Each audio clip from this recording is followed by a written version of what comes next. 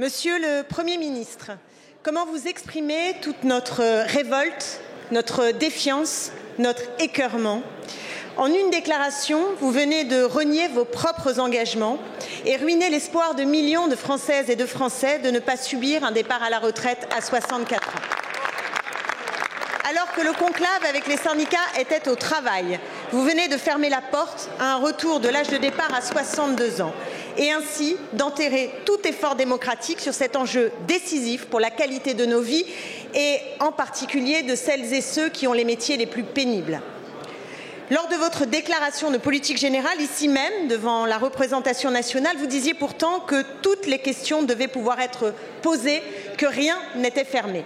Je sais que les promesses n'engagent que ceux qui les écoutent, mais là, vous abîmez encore davantage une parole institutionnelle agonisante, vous écrasez la volonté des Français, vous piétinez les syndicats, vous méprisez la vie de l'Assemblée nationale qui aurait dû être saisie depuis fort longtemps. Au fond, la stratégie du choc, aujourd'hui avec votre économie de guerre, a encore frappé.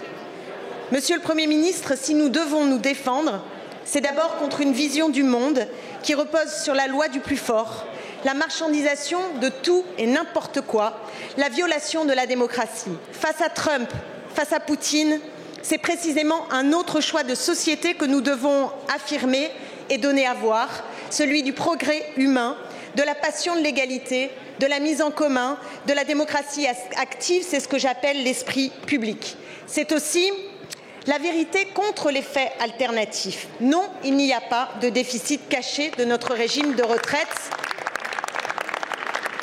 La justice sociale, nous pouvons la financer. Alors, Monsieur le Premier ministre, allez-vous revenir sur votre déclaration qui sonne comme une nouvelle déflagration?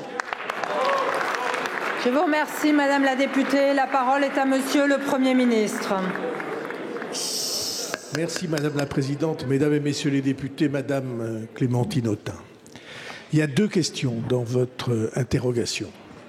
La première question, qui est assez souvent remise en cause, c'est: est-il légitime que les partenaires sociaux soient associés à la réflexion sur une partie aussi importante de notre protection sociale que les retraites? J'ai considéré depuis le début que leur légitimité était nécessaire, naturelle et devait être reconnue. Et c'est la raison pour laquelle je les ai invités à participer à ce travail. Et ce travail est en cours. Deuxième question. J'ai été interrogé pour savoir s'il était, à mes yeux, possible, au détour d'une interview, qu'on en revienne à la retraite à 62 ans, c'est-à-dire à la suppression de la réforme des retraites. Et j'ai répondu que je considérais que ça n'était pas possible, pour beaucoup de raisons frappantes.